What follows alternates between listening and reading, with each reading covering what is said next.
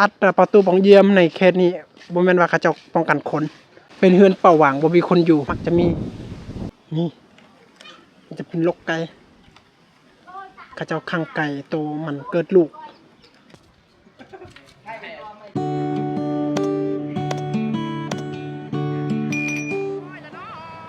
ว้าสำคัญเลย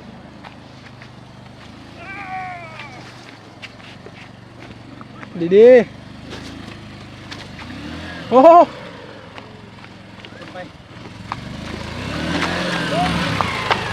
ช่วยแน่โอ้ยโอ้ย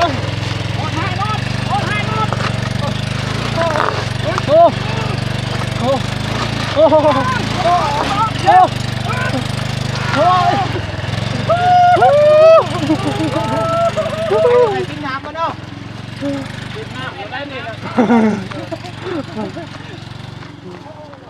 เฮ้ยเส้นทางบางจุดกับประมาณนี้แหละทุกคนยากถ้าว่าผู้เดียวนี่อาจจะบ่รอดได้สบายดีทุกคนสบายดี FC ที่กำลังติดตามและรับชมเบาเต็มอยู่นะก็สำหรับ EP นี้ต่อจาก EP มือว่านนี่แหละทุกคนก็มาพร้อมด้วยทีมงานคือเก่าทุกคนก็เราอยากอัปเดตบรรยากาศหมู่บ้านชนบทที่ตั้งในหุบเขาหรือว่าตีนภูเขาทุกคนนี่จะเป็นภูเขาสูงเลยจะเป็นจะเสียงแหน่จักหน่อยทุกคนเวลาฝนตกอาจจะเจือนขึ้นมานี่เฮ็ดให้เรือนซานบ้านซองอยู่ในละแวกนี้กะบ่มีความปลอดภัยกะน้อยลงนะอยู่กลุ่มนี้ก็เป็นหมู่บ้านอาใหม่คือเก่าแต่ว่าเป็นกลุ่มหรือว่าโซนอีกหนึ่งกลุ่มอีกหนึ่งก็จะเป็นเสื้อสายน้องเดียวกันที่เขาเจ้าอาศัยอยู่นำกันนะเดี๋ยวนี้ชาวบ้านเขาเจ้ายังอยู่เฮือนบางคนก็เขาเจ้ากลับแต่ให้แต่ส่วนบางคนเขาเจ้ายังอยู่เฮือนนี่แหละบันส่วนสบายดีไม่ช่วยอันนี้ขึ้นกี่อันนี้มันกอกเขตนี้กอกเขตนี้บกเขตนี้นะบกเมื่อกี้บกทางตะโอ้ยหันมันกอกใหญ่ๆแต่ว่าทางบ้านเฮานี่เขาเจ้าใส่กอกแบบนี้นะทุกคนนะเอี้ยมเรียกเอี้ยมโอ้สอบเรียกก็ฮืดละแต่เป็นไรฮืดละอันนี้จากเขาเจ้าสูบเป็นยาใบนะยาที่เขาเจ้าปลูกนะฮืดหันแกเ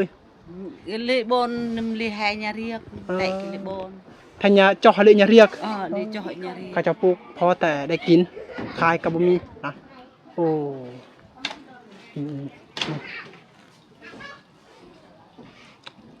เฮือนเป็นเฮือนนะเฮือนแปลนครั้งหนึ่งไม้ไฟครั้งหนึ่งจะเป็นเฮือนแบกเราเลยอันนี้จะเป็นเฮือนขัวนะเขาเจ้าขยายน้อยหนึ่งแล้วเขาเจ้ากะจะเฮ็ดอาหารการกินอยู่ภาคนี้นะคนอีกครอบครัวล้างนึง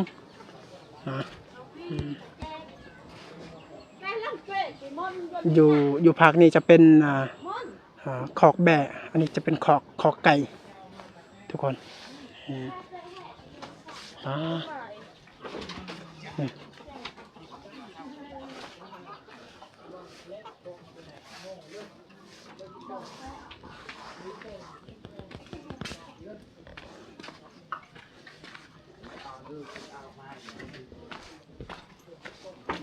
มันส่วน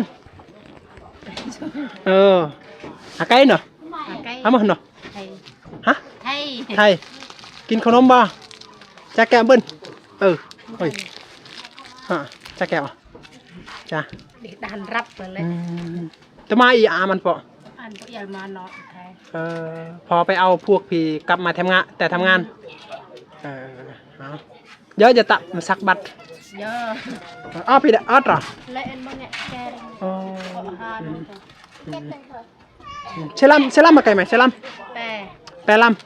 ำเชลัมก่อนเชลัมกันบ้านกันลำโอ้ได้ลูก3 คนเนี่ยทราย1ยิง2นะ อืมผักนั้นจะเป็นภูอีกได้นะจะเป็นภูที่เขาเจ้าผลิตเฮ็ดให้เฮ็ดสวนก็จะเป็นผักนั้นก็คือแบบว่าถ้าว่าอ่าเขาเจ้าไปให้บ้านผักนั้นก็เขาเจ้าก็ต้องข้ามเซได้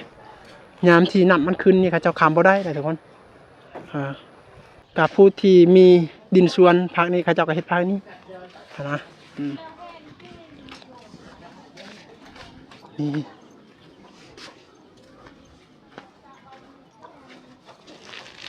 จ้าแก้วมานั่งจ้าแก้วเอ้าอย่าเด้อมันกี่ไรฮะ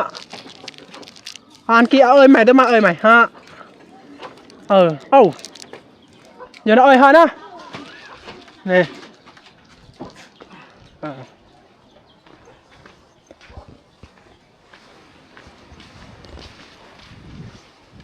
บรรยากาศคักทุกคนท้องฟ้าอากาศมืดฟ้าจากหลังฝนอยู่กลุ่มนี้จะมี6หลังคาเรือนที่เขาจะอาศัยอยู่ร่วมกันอันนี้จะเป็นเรือนครัวพุ่นจะเป็นเรือนหลังใหญ่บ่มีไฟฟ้าคือเก่านะบ่มีสัญญาณอินเทอร์เน็ตหรือสัญญาณโทรกับบ่มีเวลาเขาเจ้าต้องการสื่อสารหรือว่าติดต่อเสือใส่ไอ้น้องแม่นไปสอกหาบ่อนอื่นบ่อนมีสัญญาณได้และความสว่างยามกลางคืนเขาเจ้าเอาไฟแสงโซลาร์เซลล์บ่มีไฟฟ้าเด้อเป็นหมู่บ้านลึกลับที่ตั้งในหุบเขาเป็นกลุ่มน้อยทุกคนบางคนเขาเจ้ายังบ่ทันกลับแต่ให้ประตูปองเยี่ยมเขาเจ้าก็อัดประตูปองเยี่ยมในเขตนี้บ่แม่นว่าเขาเจ้าป้องกันคนแต่ว่าป้องกันสัตว์ที่เขาเจ้าเลี้ยงนะขึ้นไปทำลายขึ้นไปอาศัยนะโอ้ขนาดเขาเจ้าปัดกวาดเฮือนซานบ้านซองสะอาดสะอาดเป็นครอบครัวที่ดุมันขยันเพียรนะอยู่ในหน้าบ้านนี่เขาเจ้าจะปลูกพืชผักที่เขาเจ้าสามารถใส่ได้ก็คือหัวซิงไข่บ่หรือว่าเขาเจ้าปลูกมักนัดประมาณนี้อยู่แค่นี้จะเป็นเขาเจ้าเฮ็ดไห่เฮ็ดสวนแคมสวนยางโบงเฮ็ดไห่ข้าวแต่บางปีเขาเจ้าอึดข้าวได้เพราะว่าฝนฟ้าอากาศมันบ่มีความสะดวกบางปีก็ฝนหลายบางปีก็แดดหลายเฮ็ดไห่ก็พืชผักของเขาเจ้างอกงามบ่ค่อยดีปานใดแล้วบ่บานนี้เวลาเขาเจ้าเมื่อเขาเจ้าทำมาหากินบางคนเขาเจ้าก็ไปขึ้นภูขึ้นผาเฮ็ดกับดักหาปูหาปลาตามห้วยตามภูบางคนเขาเจ้าก็ไปหารับจ้างที่เวียดนามเมื่อได้เงินมาเขาเจ้าก็ทอนโฮมเงินเล็กๆน้อยๆรายปีรายฝาเขาเจ้าก็จะสร้างเฮือนหรือว่าส่วนเขาเจ้าก็แบ่งเป็นภาคส่วนนึงเขาเจ้าก็ซื้ออาหารการกินซื้อข้าวประมาณนี้แหละทุกคนในหมู่บ้านเขตชนบทนี่ได้จะเป็นกลุ่มชนเผ่ากะโดในการนับถือเสือถือของเขาเจ้าจะเป็นผีเวลาเขาเจ้าเจ็บไข้ได้ป่วยเขาเจ้ามักจะแก้หิดแก้ห้องตามประเพณีของเขาเจ้านี่แหละ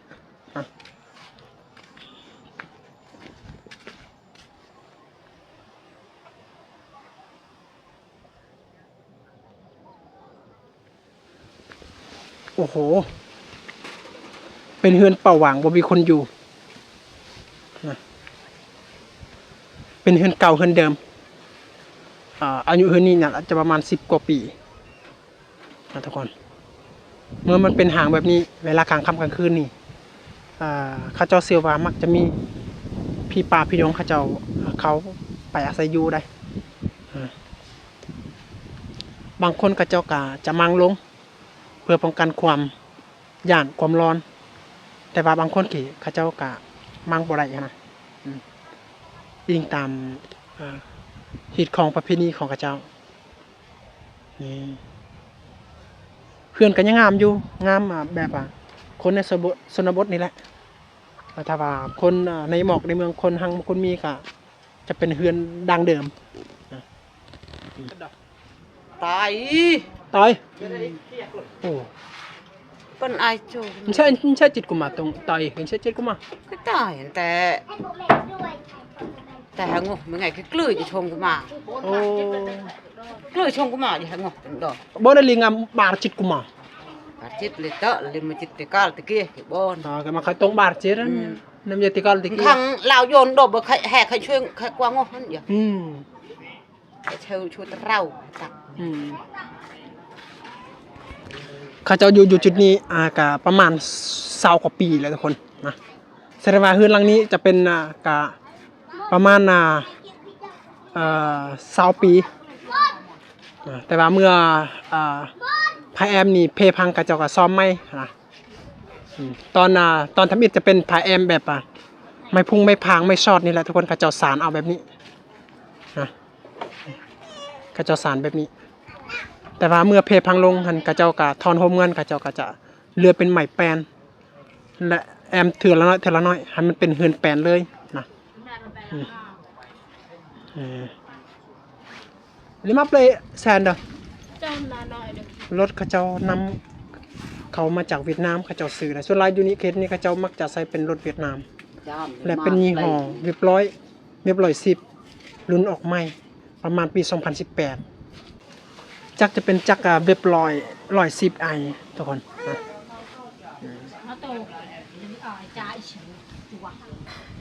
อะไรมากกับเปลย์ซันเนาะ12 ล้านนึงดอกป่ะมือหนึ่งมือสอง มือสองมือสามมาดิมือสอง จะเป็นมือสอง12 ล้านเงินดอกมือสองนะส่วนใหญ่เวลาเขาจะซื้อรถนี่เขาจะมักจะเอาเป็นมือสองมือสามนะมือหนึงนี่มันจะแพงกับประมาณ20 ล้านประมาณนี้แหละทุกคนได้จะเป็นลกไก่เขาจะขังไก่โตมันเกิดลูกอ่อนเขาจะขังอยู่นี่เขาจะไว้ตั้งหากได้เขาจะแหย่นะแล้วมาใส่อาหารอยู่ชุดนี้จะเป็นศูนย์รวมมีแขกคนมากะเอาไว้อยู่นี่แหละทุกคนแขกสำหรับไก่นะโคกดังเดิมนะเขาจะบ่ใส่แล้วนี่เพพังโอ้โหมีหลายปีหลายพักเขาจะใส่อยู่เขาจะน้ำใสแต่เมื่อเพเขาจะกันยังเอาไว้อยู่นะสำเพาะเขาจะบ่ใส่นี่ทุกคนจะเป็นหูแบบนี้มีแต่ปวกและจักการนี่เป็นอาหารของปวกอันนี้จะเป็นโคกโบราณเลยโคกสมัยดังเดิมสมัยตะกี้อายุของมันก็น่าจะประมาณ20 กว่า 30 ปีนี่แหละทุกคนนะเขาจะเฮ็ดแบบว่าแกนโตมันทนทานครับทุกคนเพราะว่าตอนสมัยตะกี้นี่เขาจะเอาเข่ามาตำอยู่นี่นะทุกคนอุปกรณ์เขาจะตำเขาจะเป็นสากแบบนี้บ่คือคนเฮ็ดมังกรบ่อันนี้เซโปนเขาจะเหยียบเอาตัวนี้เขาจะสากแบบนี้ทุกคนนี่เขาจะตำอยู่ในของอันนี้ได้แต่ว่าส่วนหลายช่วงนี้เขาจะบ่ใส่โคกนี้ถ้าว่าเข้าหน่อยเดียวเขาก็จะใส่โคกแบบนี้แต่ว่าถ้าเข้าหลายนี่เขาก็จะไปออกไปซีอยู่ข้างนอกอยู่บอนมีไฟฟ้าและมีจักรสีเขาพระเจ้าก็จะซีอยู่ในหันนะแต่ว่าถ้าว่าเขาเจ้าตากประมาณกระเจาะหนึ่งนี่เขาเจ้าก็จะตำเลยโอ้โหหืนครัวนี่พาแอมนี่เป็นไม้สอดอยากเพลแล้วทุกคนอันนี้หลังคาเนี่ยกะมันเพลแล้วถ้าจริงหลังคาหืนครัวนี่สังกะสีมันบ่เหมาะได้ถ้าว่ามันเป็นกระเบื้องนะเหมาะกว่าทุกคนกระเบื้องนี่มันเหมาะคือกับหญ้าคาเลยหญ้าคานี่เฮือนครัวนี่เหมาะลีได้แต่ว่าหญ้าคาถ้าเป็นเฮือนใหญ่หลังใหญ่นี่เป็นเฮือนที่เขาอยู่แบบธรรมดานี่กะมันบ่เหมาะปานใดแต่ว่าเฮือนครัวนี่เหมาะเพราะว่ามันได้กินกินควันของควันไฟนะเฮ็ดให้หญ้าคามันทนทาน แต่ว่าสังกะสีนี่มันบ่ทนทานกว่าหญ้าขาวเลยสังกะสีนี่เหมาะกับพื้นหลังใหญ่เอาบ่ดังพื้นดังไฟหยังต่างๆเหมาะอยู่แต่ว่าถ้าเฮาอยากเฮ็ดเรือนครัวเฮาก็ต้องมุงกระเบื้องนี่แหละทุกคนแต่ว่าส่วนหลายกระเบื้องอยู่นี่ครับหลังคาก็จะมุงกระเบื้องเป็นกระเบื้องขาวเป็นกระเบื้องที่เขาเจ้าซื้อมาจากเวียดนามนะแผ่นน่าจะประมาณแสนกว่าดงแสนเงินดงนะถ้าเป็นเงินกีบก็น่าจะประมาณ80ถ้าเป็นเงินบาทก็ประมาณ1,000กว่าบ่แม่น100กว่า100กว่าบาทนะประมาณนี้แหละทุกคน mình โอ้เป็นอะไรตานี่มาตาเลยบนโฮมอ่ะ lấy bốn hòm โอ้ตาของไอแม่เพิ่นเห็นหุ้งบ่ได้เลยบอดทั้งสองหน่วยป้า ai plon đổ là lại chót mắt โอ้คณะกรรมตรงแลไอโปรเคเลยช็อตมัด cái đầu á ai còn trẻ โอ้เดาเกิดบนช็อตมัดนะ ai plon đồn chui โอ้ cái nạ chót mặt โอ้ต้นทำอิดเลยเกี่ยวมาเลยมาจะดื่นอย่ามาไม่ช็อตมัดเซ็กกูมาจ้ะ đưa như này khậy mới chăm đồn chít bán chít của mà nha โอ้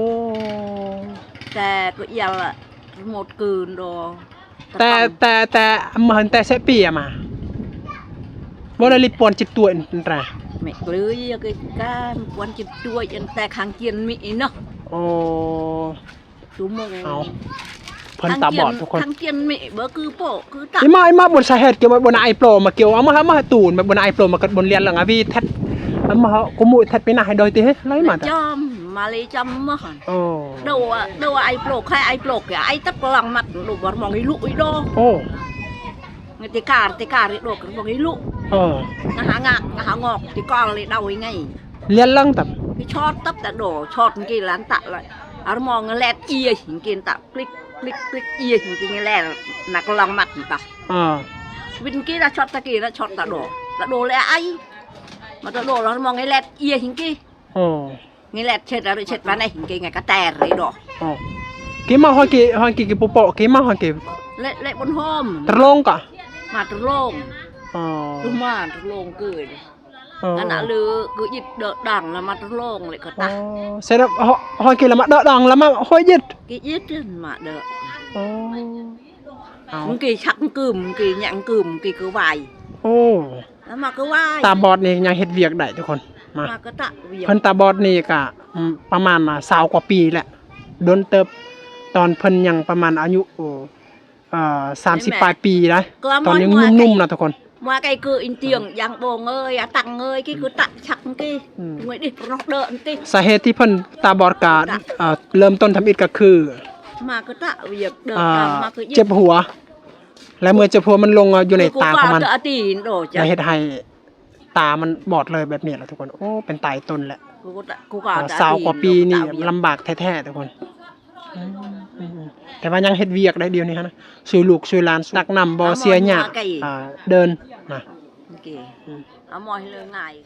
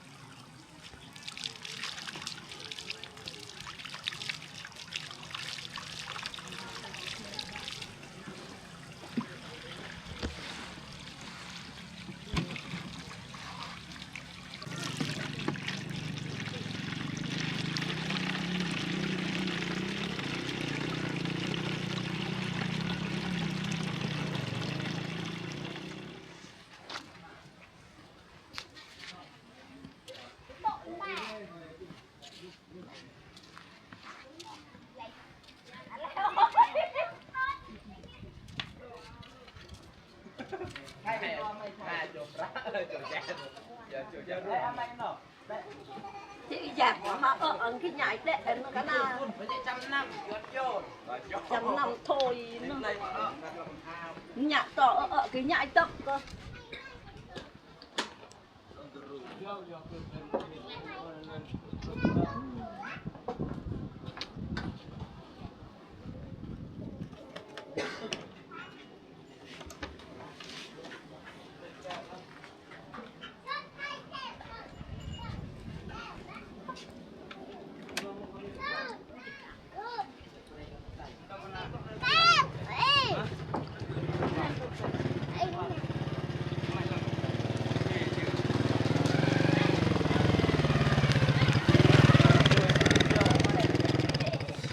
โอเคทุกคนสำหรับคลิปนี้เป็นบรรยากาศที่บ้านอโมนนะซื้อเป็นซื้อ2บ้านเลยนะเพราะว่าในบ้านเขาเจ้าจะร่วมกันนะอโมนเป็นแบบในบ้านมันรวมกันนะแต่ว่าอโมนมันอยู่ภาคนั้นอยู่ภาคนี้นะทุกคนอันนี้จะเป็นกลุ่มหนึ่งเพราะว่านี้มี 3-4 กลุ่มเลยเขาเจ้าอาศัยอยู่เขาเจ้าอยู่ห่างๆทุกคนอยู่แบบส่วนไผ่ส่วนมันนะก็คืออยู่กลุ่มนี้ก็มี6 ครอบครัวหรือว่า7 ครอบครัวเขาเจ้าอาศัยอยู่ร่วมกันนะแล้วเขาเห็นบรรยากาศแบบดังเดิมวิถีชีวิตของเขาเจ้าเฮ็ดสวนเฮ็ดไร่บางคนก็กลับมาแต่ทำงานที่เวียดนามนะเดี๋ยวนี้บางคนก็ยังบ่ทันกลับแต่ให้เทื่อนะและการเชื่อถือของเขาเจ้าเป็นผีประเพณีฮีดของนะเวลาเจ็บไข้ได้ป่วยเขาเจ้าก็จะแก้ฮีดแก้ห้องก่อนจะไปโฮมหมอนะนี่แหละเมื่อวานนี้จะเป็นตังที่ตีนภูเขาทุกคนถ้ายามฝนตกนี่จะมีความปลอดภัยหน่อยลงทุกคนเพราะว่าอยู่พ้นจะเป็นหน้าผาทุกคนมีหินใหญ่หินหลายถ้าว่าวันเจียนแต่พุ่นก็ตกลงลุมนี้กับไปทำลายเพื่อนชาวบ้านนี่แหละทุกคนนะโอเคทุกคนบรรยากาศสำหรับอีพีนี้กับประมาณนี้ทุกคนหวังว่าเฮาได้แบ่งปันบรรยากาศที่สวยงามและความสุขให้แก่พ่อแม่พี่น้องที่กำลังติดตามชมนะสำหรับคลิปนี้ก็เอาสำหรับทุกคนบ๊ายบาย